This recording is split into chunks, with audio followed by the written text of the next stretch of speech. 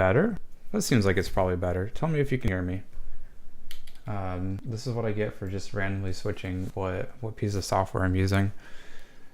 If I'm using OBS or Slobs. I like Slobs more. I think it's working because the closer I hold my mouth to this microphone, the more the little cool bar jumps around. Hell yeah, it works. All right, so essentially, for those of you who don't know why the stream is happening, I'll explain to you quickly the context of the stream. I'm running a class on live streaming, and I figured since it isn't a full class, there's about 3 or 4 students enrolled in it. Wonder Toast Gaming. Since there's only about 3 or 4 students who are in this class, I may as well stream it also to the world because I think this might be the last time I'll be running this class. So it's not going to be a perfect class, right? It's not going to have the highest production values because it's the 4th thing on top of all the other things I'm doing. And this is the second lecture that we're having for this particular course. The way it's going here is they're learning how to be streamers. They're reflecting on the practice of it. I'm giving them a couple of new ways to think about streaming from an academic context. And then they're going to write some papers and stuff on top of that. So you guys get the cool, the fun lecture half of it without all the work that they have to do and all the work that I have to grade. Grading. Hello. Hey, are you back in the United States? Not beyond yet? Or are you still eating delicious ramen? Man, there's a couple of my students have gone to Japan recently. You lucky devils. Giveaways. Cool. I don't know how these things work. There's like a spin wheel. Slobs has all these things like built in. We might play around with these later just for the heck of it.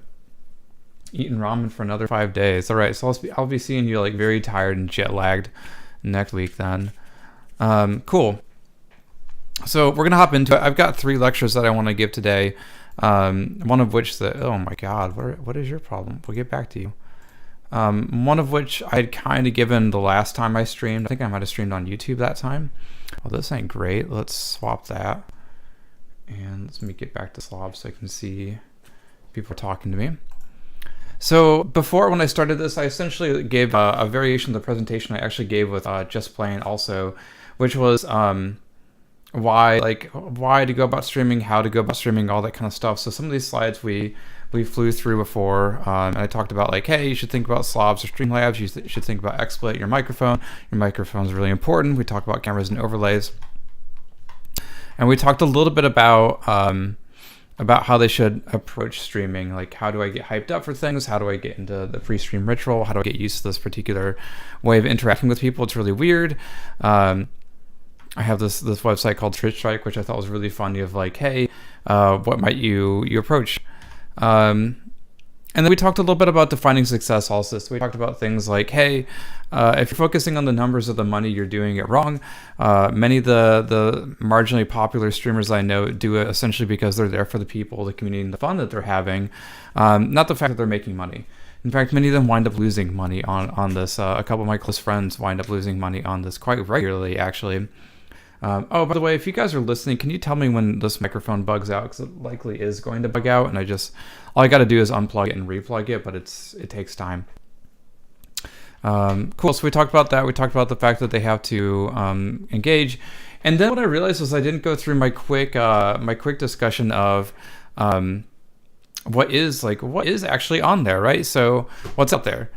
I kind of assumed everybody was going to default to Twitch, and that's completely fine and acceptable.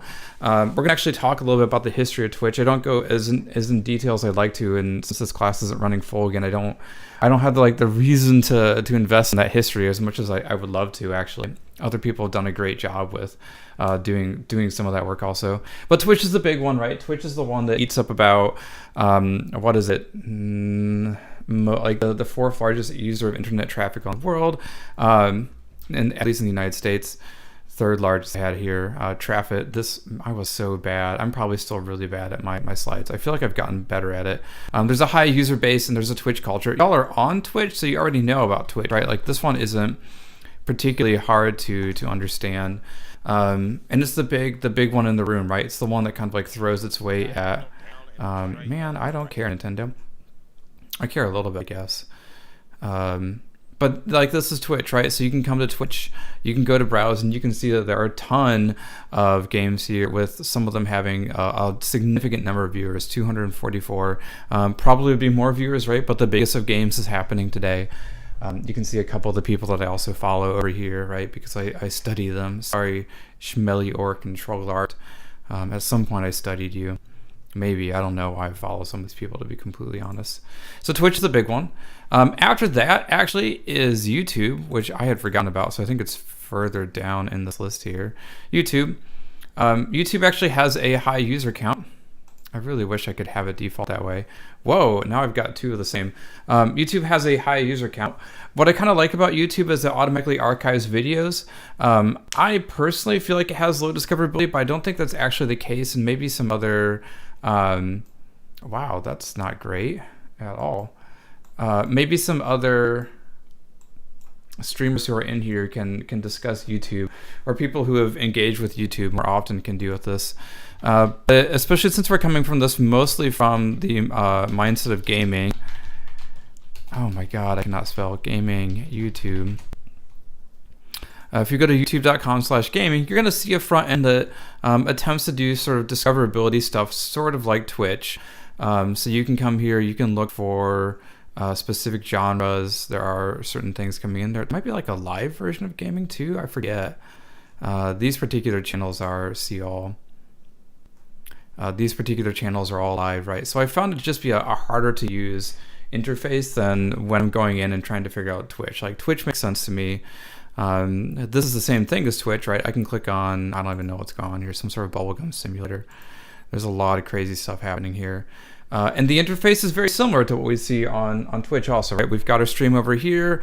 We've got a description of it. Over here, we have some people talking. There's chat bots and everything occurring over here on the right-hand side also. So those are two, like, the big players. Microsoft has their own option. You know what? I'm just going to increase this, and I think that's marginally readable on the screen. Microsoft has their own option. It's called Microsoft Mixer. It actually had another service before that called Beam, I think.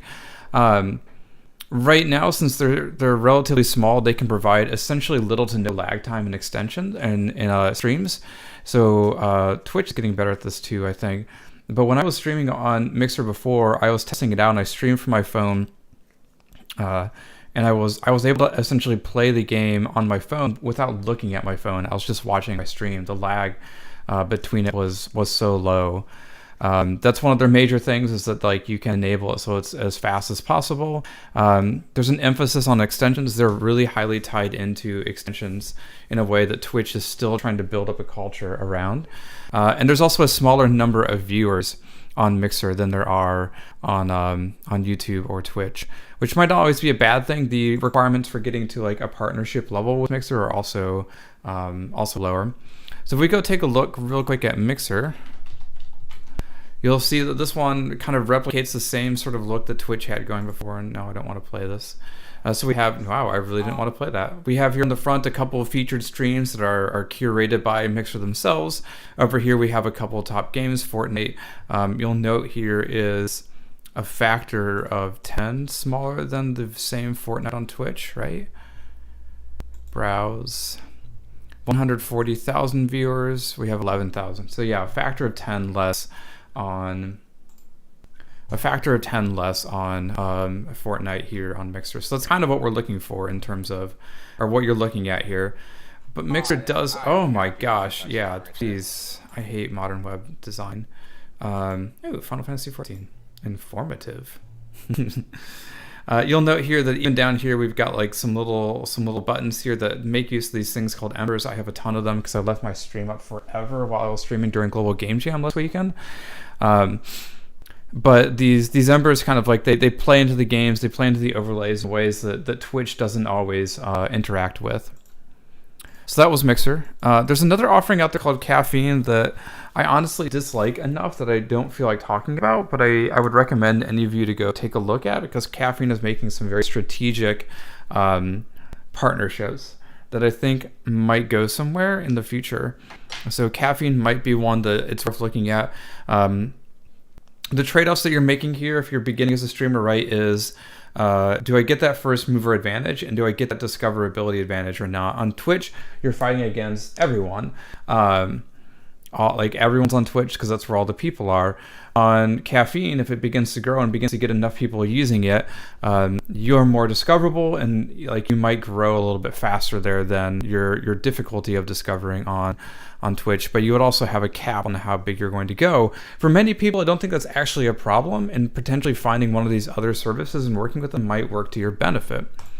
There's a couple other ones out there. I talk about Smashcast because it's got a focus on esports. It's been around for a while. And I talk briefly also about Facebook because your friend is partner on Caffeine. They're focusing on creative streaming. So if that's what you're doing, maybe. My problem with Caffeine is literally every time I use it, I don't know what's happening on it. And I hate the moment I come into the stream, I immediately get welcomed. But I know that they were talking about creatives before, so I might have to take another look at it and see how it's going. That's really interesting. Thank you, Nokpiant. I always read your name as Nobkiant. Nobkiant. And then down beneath there, finally, Facebook. I put this one in my slides before because I noticed it was built into Blizzard software for some reason. I think it might still be built in. I don't know if we get to it from the default or not. I'd have to be logged in. But yeah, there's just some option to stream, and it immediately streams to Facebook, and I don't understand why Facebook is its default streaming option, but it is. Facebook's been trying to get into that gaming space, and it might have something. There's a couple others out there that I don't discuss in this particular class that would be notable for other reasons. We've got Twitter's Periscope is another streaming platform. Things like Snapchat's kind of like live stories also factor into this. And I don't even touch upon all the streaming sites that we have on not, what am I talking about here? In like China. So I'm only talking about things that are inside America. China has like a fascinating culture of all this that those of you in the class will be doing some reading on later on. All right, so that finishes that particular slide deck. I have this other one down here that was like an overview, but I think more important for right now, the stuff that I want to be doing with the half hour I have left, or I've got 45 minutes. The 45 minutes I have left is talking through a bunch of kind of like more interesting thoughts that we could apply to live streaming. So I'm going to actually go into the topics in live streaming. We're going to work through this. Awesome. Okay, so essentially this is my take on live streaming, right? Like I find live streaming fascinating from a cultural practice.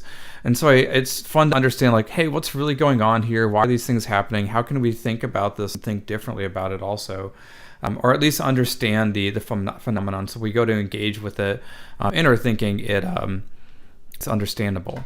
So I'm going to be going through a couple of things today. This actually doesn't, I don't have a good overview slide here, but we're going to be talking about things like parasocial interactions, social presence, digital third places, what sorts of needs that streams fulfill and how they go about fulfilling those things, so that those of you in my class can use those in your papers and use those in your thinking when you're talking to me, right? So you can note to me that like, hey, Travis, I actually wasn't completely slacking.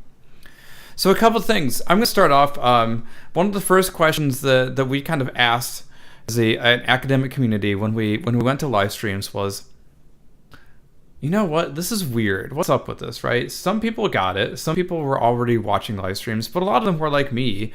And this was a strange phenomenon. And still, to be completely honest, is a strange phenomenon to me as it stands right now.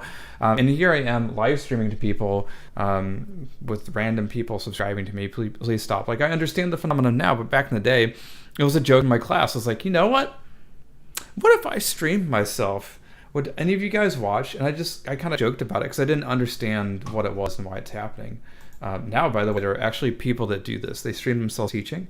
It's a really fascinating community that I hope continues because I think that's a really good thing to be happening. So as an academic community, one of the first things we did was we set out to define this, to say, like, why do people watch streams and what's going on here? What are these motivations? How are this new media fulfilling things that were fulfilled differently or not fulfilled before? And we kind of saw that they fulfilled these four basic-ish categories to greater or lesser extents.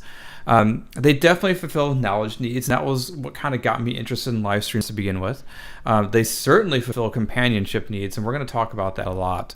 They'll fulfill belonging needs, like the needs to belong to something, which is a great thing and also like a major trouble in live streaming as it stands right now today.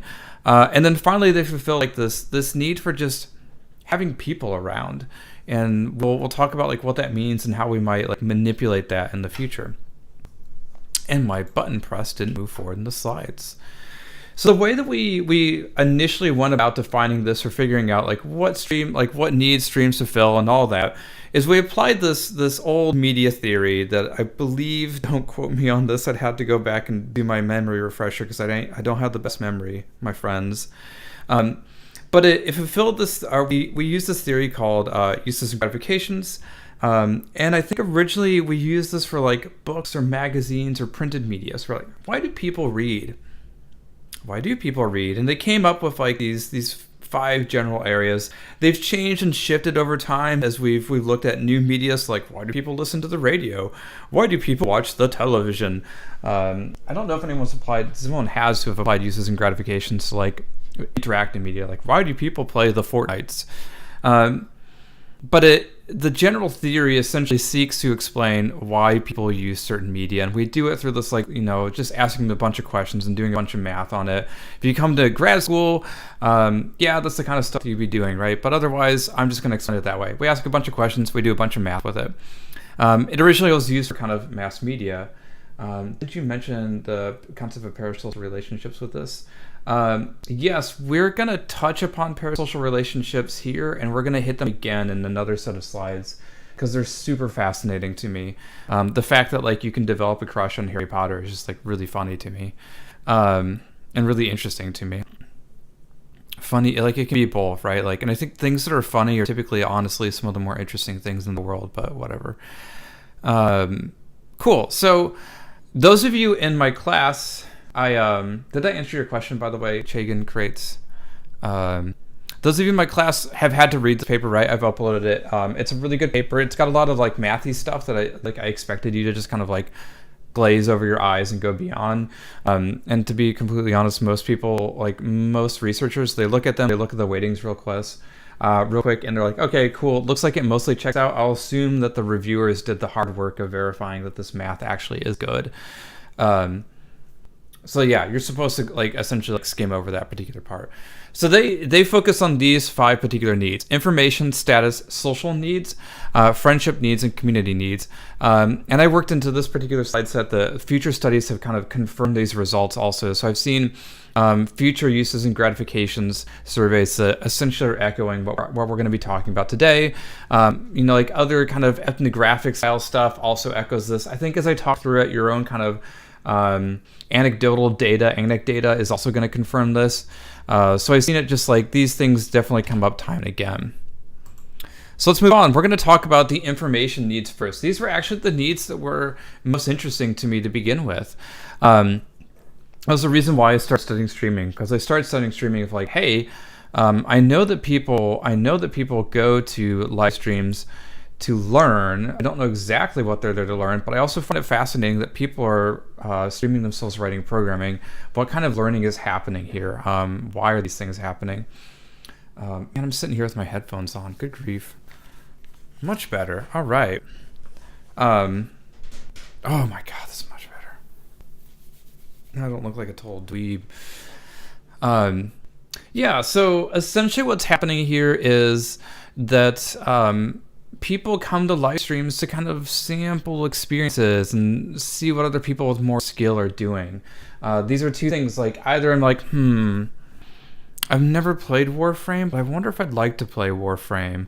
And I would go to a Twitch stream and I'd watch a couple minutes of a Twitch stream to see like, does this game really seem like my kind of jam or not, right? I could also do this on YouTube, right? But Twitch streams are one avenue where I can see it being played live.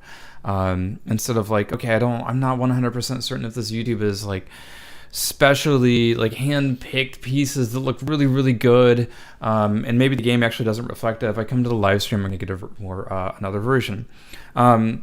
Many people, when they talk about watching streams, they key in on the second piece here. They want to watch other people with more skill, like the really skilled people doing their work. And we'll talk about this later on. Yes, this is definitely a reason why people watch streams. It's not the only reason. It's probably the reason for like the majority of people, but there's other people out there who get by just fine not being in, say, the top 500 in their region in Overwatch, right? Awesome. Yeah. So people will watch them either just to get a sense of like what this game is like, or what's it like if you're playing with more skill. Oftentimes when people are doing this also, like they kind of like listen to the professionals. So the professionals, when they're streaming, are able to add this like value add to the gameplay. The professionals can say like, oh, it looks like, I don't know, oh, they're playing Reaper. I'm just going to get shredded if I play Diva right now because I'm not an especially great Diva. I'm going to switch over to Reinhardt. So at the very least, maybe I can shield him long enough that my team can take him out, right? So you're hearing a professional's thought process or a skilled person's thought process that you can potentially learn from and take into your own gameplay. That's definitely a reason why people watch streams. All right. So another thing is like, you go in there, you're watching someone play Tracer, and you're like, oh, so that's how you're supposed to play Tracer. Like, I never would have known if I hadn't been watching someone stream it. Unlike a YouTube video or a book, that person's live. You can talk to them right then and there, and they can respond. And that's something that comes up again. It seems to be like very important for people. So like the liveness of this is very important for them. It's a draw for them. Like there's a human being currently doing this on the other side. Awesome. Another reason why people might watch streams is for status. It's not the highest reason. Information is huge. Community is the other big one. But this one does happen sometimes. It's essentially that you're seeking status from watching a stream. Like having watched a stream is like owning an iPhone for you. You've got the status symbol now. And some ways in which this could happen is either it's like coming from you being in the know. Oh yeah, like I watched like this moment in the stream. It was really cool to be able to see Ninja do blah, or I don't know who's cool nowadays. Dr. Disrespect, whatever's big right now. I don't know. But you're cool because you're one of them, right? You've got status for having been there, or having watched that person, or know about that person. Relatedly, it also can come from being known by that streamer, right? So if you come into the stream, you're talking with the streamer, at some point the streamer like recognizes you and in response to you, knows about you. Like that's a sense of status for you also. And man, my spelling is so bad. That should be strong sense of social status, not song sense. I was actually thinking about this the whole time, trying to figure out like why is song in there, because I'm sure there's a really good story behind that. Awesome. So status, like I said, rare, could happen. Social's one of the big ones. One of the biggest ones, in fact, to watch Twitch is to get this sense of establishment of like connection to others. That like others are there with you, you're hanging out with them. Like just that we're social beings. Twitch is a new way of being social. We'll find it on Twitch, and you'll see that as you go through and you do these readings and you study more about Twitch, that people find friends in communities by watching select streams and returning to those streams over time to continue those conversations. So if I were to stream regularly, I might be lucky enough to get like 2 or 3 people that come back every single day and they watch my stream and they interact with me and one another. And so they get this sense of social interaction and social bonding. That's what we were talking about at the start of the class when I said like, why should you stream? For friends and community, because that's what most people here are for, or many people respond to Twitch for in the end. They might come here for the information, but it's the people that get them hooked and continuing onward. So it's really like for Twitch, the reason why people watch is that they're creating this like shared sense of stories and events that they've shared with other people. That's part of them. When we talk about social from a needs and gratifications, it's like me and my group of friends all know these stories and all had these experiences, and that brings us closer together. That's something that Twitch provides for people. So we'll get to exactly what I mean by hanging out in the future. And you guys actually had to read this paper for the first one because it completely changed my view of Twitch. Y'all probably like are used to this. Like, oh, of course, Twitch is a place for hanging out. For me, it's like, oh, I finally get it. Twitch is a place that you hang out in. But Twitch is like this weird place where it's meant for hanging out. It's not for passive consumption of the content. So it's not just for like you turn it on, you put it on the background, you don't really engage with it. For a lot of these people, they come there to interact with friends. They come there to interact with the streamer themselves, who they consider to be a friend in some ways. The way this works actually is that some streamers actually even believe that they like even make friendships with other streamers. So it's almost like, okay, now there's this like tiny little like sub community within Twitch that's interacting with one another. You see this happen sometimes when certain streamers will come in and they'll either host or raid another stream at the end of their stream, or for like fun in the middle of the stream, like, all right, like I'm done, or we're at a lull, let's go ahead and raid Tiger J's Discord, or not Discord, his stream, right? And so I bring all 22 of my followers, or whoever's watching me right now. I've got viewers hidden so I don't get too freaked out by the fact that -1 people are just watching me, like a ghost is watching me. You bring all 22 and you drop them in there, right? And then you hang out with them for a little bit, and they get new people to interact with. So it's like there's friendships made both amongst viewers and other streamers. I hate that if I move my mouth out of there. Interestingly enough, a lot of streamers cite the reason streamers and viewers, a lot of the reasons why they talk about why do I watch live streams and engage with live streams, it's not about the performance. It's always about the community, about the people that they're interacting with, the sense of presence that they get from other people, and the sense of belonging that they get with this other community are like enormous issues in its establishing and maintaining these communities. So if you're searching to become a streamer, like those are things that you're going to have to think about. For those of you in my class, I'm having you guys go through the Twitch Creators Camp and a little bit of the Emergence, I think, which is a similar thing. There's a podcast out there called Stream Coach that I was considering assigning as reading. But you're going to see essentially they provide strategies to make these things to happen, right? They provide strategies for making it seem like you're real and there with people, and strategies for making it seem like other people kind of like belong inside this community.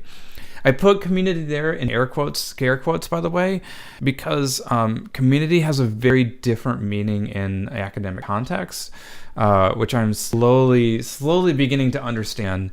And so like, I still haven't found a good way of differentiating what Twitch community or what internet community means versus what academic community means, and how I phrase that for people, because community in a academic sense is like much broader than I got my 40 people that come and watch me every single day.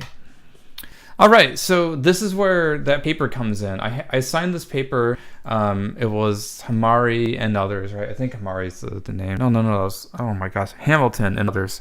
2013, 2014 paper, one of the earliest papers on Twitch from the ACM stuff. I think there might have been one or two that came through a different one, but this is the first one. Like, how do you analyze this from makers of technology standpoint? And so Hamilton came and like did a bunch of interviews, watched some streams, like got to know some of these things, and him and his team were like, you know what? This really seems like this old social construct that we've known about for a while called third place. It really seems like a place that is neither work nor home, where people get together to hang out, essentially. And so they do a little bit of work at describing third places, and I wish I had time to get a couple more slides in here to help describe third places. I'm going to do a little bit of just like voice work here describing them so they make sense to you all. But essentially, digital, like third places are places where you can socialize with other people that aren't like your workmates or your immediate family. In the past, we would have seen these in like bars. A bar would be a pretty decent example of a third place. You know, you go to this place, you stop by, you get kind of like a almost random mixture of people together that you interact with. Oldenburg, the person who kind of described what a third place was, gives other examples too of like, oh yeah, like a third place would be a like Main Street America back in the 1960s, where people just kind of like hung out on Main Street. And so you got like a in the workplace, right? You're all getting together to work. You're all kind of like, you're sharing a shared goal. But when I come to the third place, I'm essentially just there to hang out. I'm not there to get work done. I'm not there to like be with my family and do family stuff. And so what tends to emerge here is laughter and like joking around and playing around and like the dropping of decorum sometimes. He speaks for a little while in his book about how oh my gosh, French cafes were kind of like the beginnings of democracy, because people would come to the cafes and it didn't matter if you were rich. It didn't matter if you were a poor person. You were both in the cafe. This was the place where a lot of like free reading material was put out, where discussions were had, where democracy was essentially born, because people would get together and they talk and they debate things inside this cafe. And so he talks about how this is a digital third place, and how it in some ways relates to a normal third place, in some ways doesn't relate to a normal third place. But you see kind of like this jovial, welcoming place where like people come in. If someone were to come into my chat right now, typical Twitch culture would be like, hey, I'm supposed to welcome them, right? If they say hello, I say hello back. I ask them how their day is. The rest of my chat might also engage with them, right? It's completely fine and acceptable for him, and you guys are going to get this before you see it. It's fine and acceptable for him to come in and use like a kappa, which is kind of like a needling emote, to come in and hit the stream and just like be a little bit sarcastic. Those are all fine and acceptable things for him to do, because this is not a place where like I hold power over him. I'm just the guy that's directing this environment. So there's definitely this needling humor, this sense of like friendly deprecation. This is stuff here, these things that we're seeing here, the needling humor, friendly deprecation, definitely came out in prior third places, but seems to really be a trait of Twitch, for better or worse. But it's a trait of third place, right? Of like we've dropped enough decorum that we can all like make fun of one another, and the new people who come in are slowly welcomed in and enculturated to that also of like.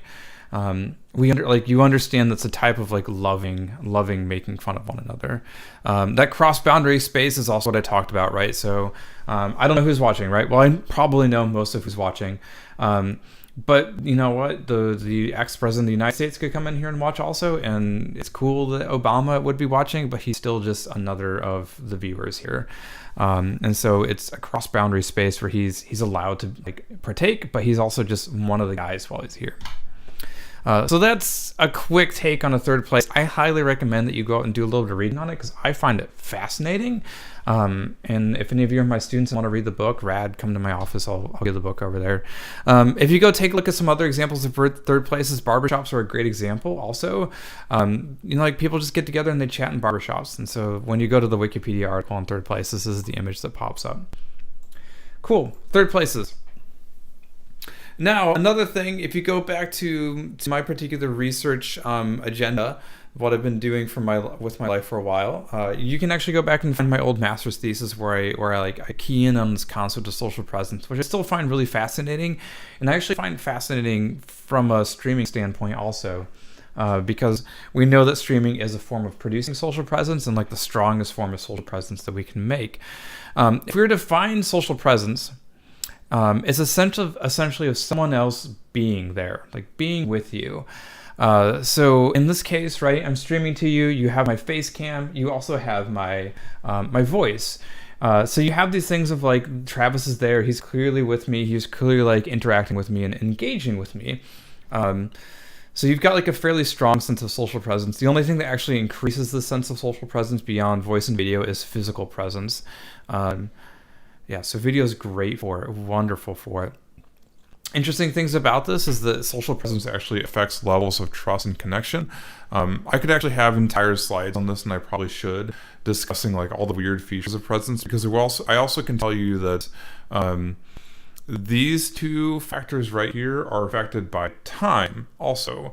So even though all of you in my chat actually probably kind of sort of know one another in one way or another actually already, if you didn't this first time, y'all wouldn't trust each other if you started talking in chat.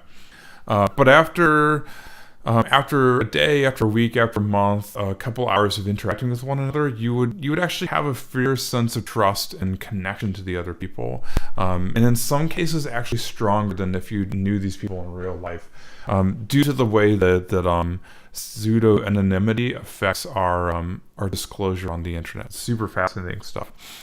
Time. So I talked about that. Time also contributes to this fact. Clearly, like I just whatever gist I was on when I was making these slides, I'm still on, even though it's been 6 months since then.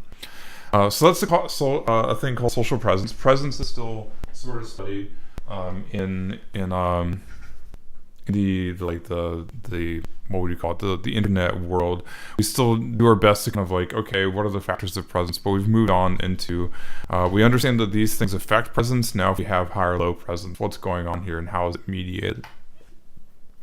Great example of like when we're thinking about presence and when other people are thinking about like what is the perfect future for presence, almost everybody turns to like, man, wouldn't it be cool if we had those really crappy holograms from Star Wars?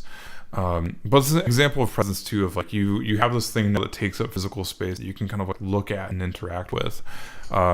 So that's also presence, right? Of like this projection across space that allows me to feel like they're there and interacting with me. From another paper that I don't think I have you all read, I pulled really briefly about trends in viewing on Twitch. These were actually like really interesting findings, and you can see this happen. The moment I knew that this was like a viewing trend on Twitch, someone asked me like, "Hey, what's the top game on Twitch right now?" And I knew that what game had just dropped. It was probably Kingdom Hearts. It might have been something else recently that was really big. I was like, "Oh, Kingdom Hearts just dropped. That's going to be the biggest one on Twitch, I can assure you." And I went there and I loaded it up, and yeah, Kingdom Hearts was the top on Twitch. So here's kind of the way the trends happen on Twitch. A new game drops, like a really big game drops. It's going to get an influx of streamers and an influx of viewers. The streamers will be, this part I actually don't have the data on, but I'm going to make an educated guess here. I would guess that the streamers are mostly random people with a couple of variety streams also pulling in. And those random people are just like, yeah, I got a new game, I may as well stream it anyway. The other people, the viewers, are exactly the people we talked about at the start. They were the people who wanted to know, like, hey, what's up with this whole game? I want to know more about this game. I'm gonna go watch a live stream about it. And so you'll get an influx of this, and that will take like the top or the second or maybe the third biggest game on Twitch for those couple days. And then it will die down, right? People will play through that content, that won't find a way to make it last and keep engaging. So it will go away over time. Spikes and goes away. Another trend that we also see is when there are major tournaments, right? So Overwatch League hits, gets big. Whatever the heck is in League of Legends hits, it's going to get big for those like live hours as people tune in to watch, right? So today's the Super Bowl, right? Everybody's watching the Super Bowl on Twitch, whatever it might be. Lots of people will be watching, it'll die down.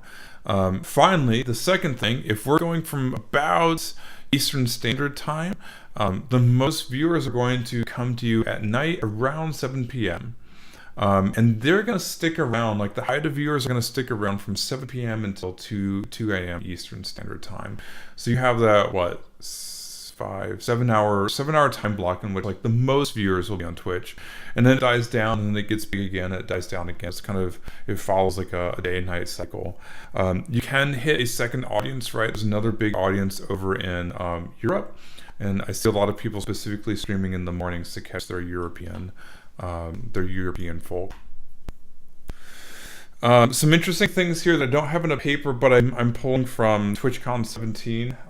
Maybe I'll go to TwitchCon 19. We'll see if I can find a roommate for that. It might be a good time to go back. It depends on if I'm still doing streaming or not. But I pick it up from TwitchCon 17. Number one, viewers use your streams as a type of scheduled entertainment, essentially. So they're looking for someone to fill a reliable slot.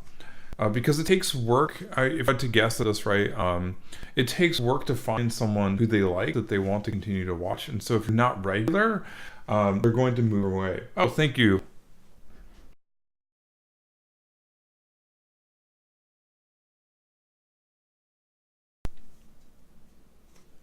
Can you let me know if it sounds better? My mic is weird. I need to fix it again. If Stella's still on the stream, Stella, we need to fix that mic again.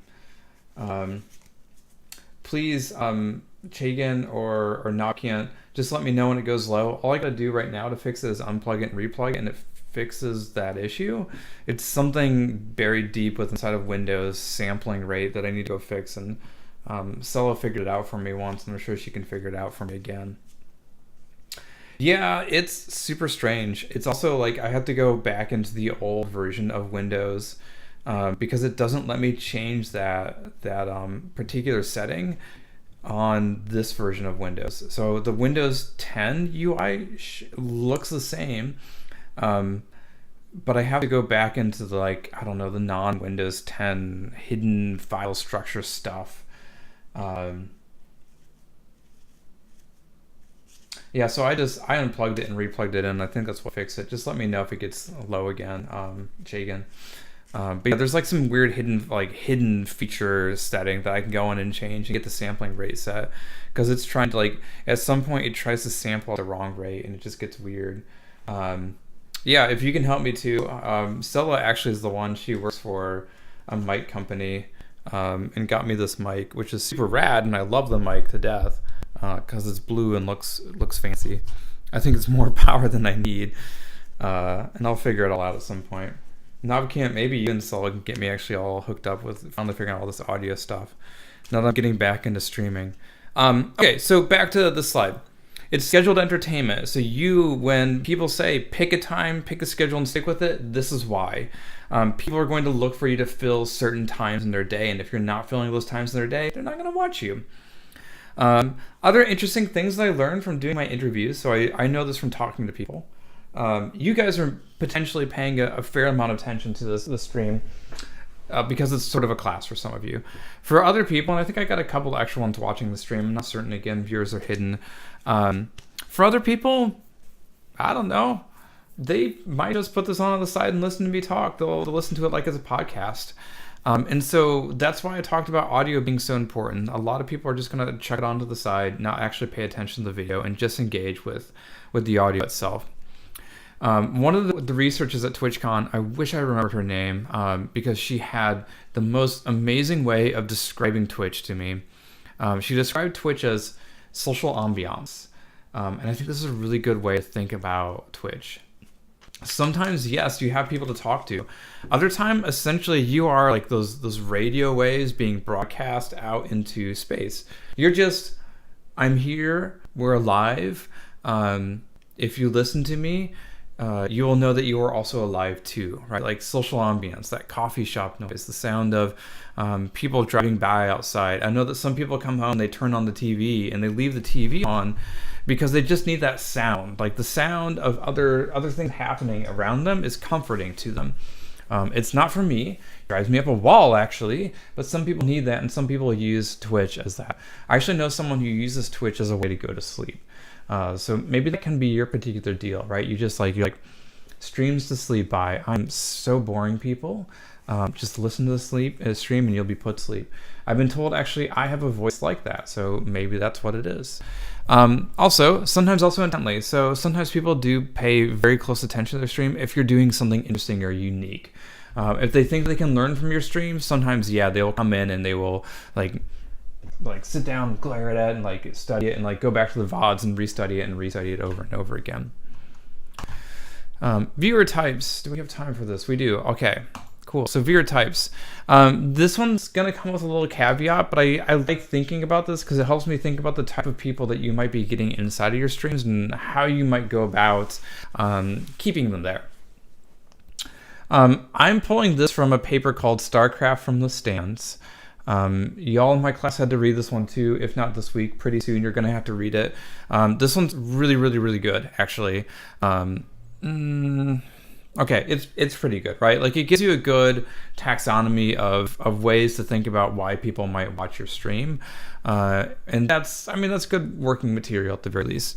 There's 5 types that I've filtered down here, and I actually probably should have put some of the ones from the paper back in there, but I had filtered them down from a learning context, and so I was very focused on like why they were learning and what they were learning. Those 5 are inspired, assistant, bystander, pupil, and entertain. So let's go through them one by one.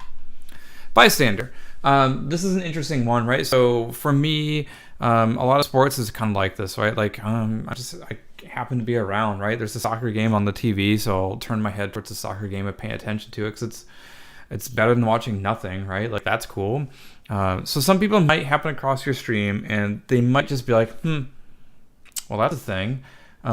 These are people that you might actually design interventions to like get them in and get them engaged with you. But many of them are just like, that's neat.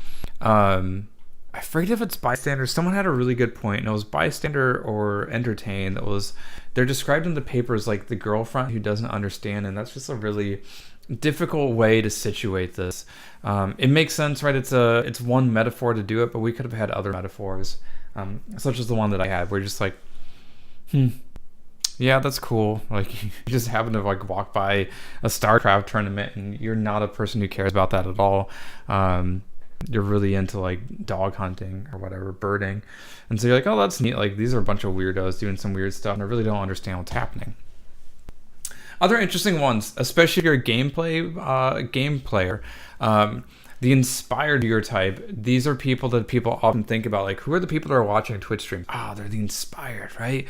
The inspired, they watch a stream because they want to draw inspiration for their future practice. So I try to do this here, like this little kid watching like he's watching whatever team that is, the Redskins. I want to be like them one day, right? So they watch it, and then they're inspired to go do that afterwards. Cool, man, dude, that guy was really fucking good at Winston in Overwatch. I'm gonna go play Winston, and I'm gonna use some of his tricks, right? So they watch it to kind of hype themselves up and get ready to play. Another one, a really fascinating one, is the people. They watch a stream specifically to learn from the streamer, actually. So they watch because they want to see how the pros do it, how the best people do it. VODs are heavily used in this situation, right? So they watch it, they might go back to the VODs, watch all these things, dissect what's happening, and then try to employ those strategies later on. The peoples coming from StarCraft and the League of Legends community, like, most certainly, where gameplay will be analyzed, like, how do they do that? How are they executing on these particular strategies? Why is this thing working? So they'll sit down and try to like emulate their favorite people by studying their favorite people. Little husky. Another viewer type is the assistant. For instance, if Stella's still watching right now, she's my assistant. These are people who, what they like about this is that they can help, like they can assist in the experience in some way. When it came to StarCraft from the stands, right, they're kind of assisting in like running and operating the stream, or not the stream, but the whole event. But we see very similar people here on Twitch. So on Twitch, we'll see people come in and they might give some gameplay advice. Or on the programming streams, they might come in and they give some programming advice. Or there's always people that like want to volunteer their time to be moderators because they want to make sure that the stream is the best experience it could be. So we see assistants popping up on Twitch also, of people who are they're interested in giving to the community in some way. And then finally, there's the entertain, right? So right now, there's probably some Overwatch League thing happening too, I think. And they're really there for the fandom. That we'll talk about in a couple weeks, for the entertainment, for the spectacle. They're just there to like cheer and shout and be entertained and like have it there on the back end. In fact, I talked about this. I said fandom, spectatorship, parasocial interactions. These are things that we're going to be talking about in the future.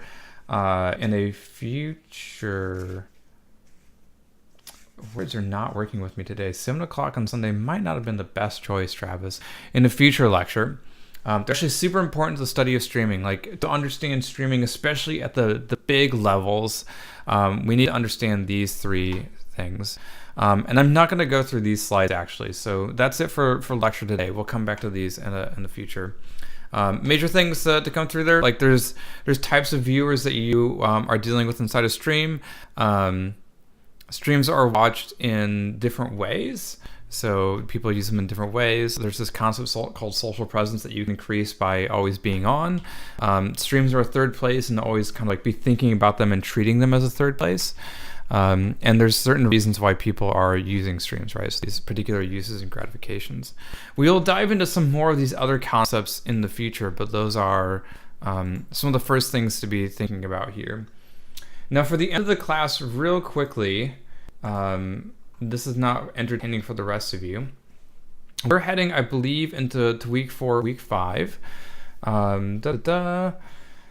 So some of the things I want for you to do, class, is I want for you all to, if you've not yet, record another stream. So I want you to run your live stream again. At this point, I want you to have a video on demand. set up so you can send me that VOD. I don't care what you're streaming under. If it's Mixer, cool. If it's Twitch, cool.